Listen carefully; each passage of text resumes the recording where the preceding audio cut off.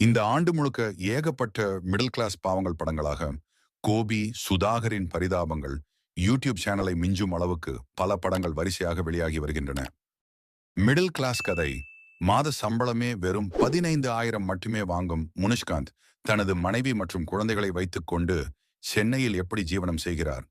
துணி தைப்பது, chit fund போடுவது, YouTube channel ஆரம்பித்து பணம் சம்பாதிக்க போராடுவது என குடும்பத்தின் வளர்ச்சிக்காக பணத்தை சேமிக்க துடிக்கும் யதார்த்தமான குடும்ப தலைவியாக விஜயலட்சுமி நடித்துள்ளார்.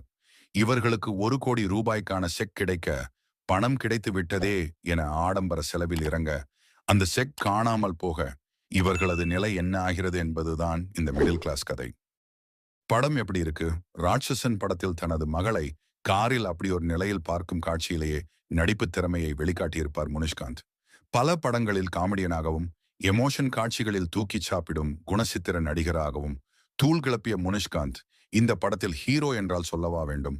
மொத்த படத்தையும் தனது தோளில் போட்டுக்கொண்டு கடைசி வரை கச்சிதமாக நடித்து பல அப்பாக்களின் வலியை திரையில் காட்டி அசத்திவிட்டார். குடும்பத்துக்காக காசு சேர்த்து வைக்க நினைக்கும் கதாபாத்திரத்தில் விஜயலட்சுமி இந்த படத்தில் முனிஷ்காந்த் ஜோடியாக கலக்கலாக நடித்துள்ளார்.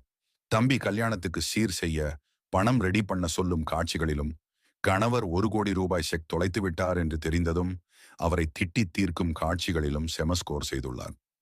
இவர்கள் இருவரையும் தாண்டி முக்கிய கதாபாத்திரங்களில் நடித்துள்ள ராதாரவி, குறைஷி, காளி வெங்கட், மாளவிகா அவினாஷ், வேலராமமூர்த்தி உள்ளிட்ட பலரும் தங்களது பொறுப்பை உணர்ந்து நடித்துள்ளனர்.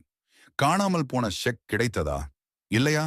நகரத்தில் நரக வேதனை அடைவதை விட சொந்த ஊரில் சொர்க்கமாக வாழலாம் என்கிற கருத்து என ஏகப்பட்ட விஷயங்கள் இந்த மிடில் கிளாஸ் படத்துல ரசிகர்களை ஈர்க்கும் விதமாக உள்ளது.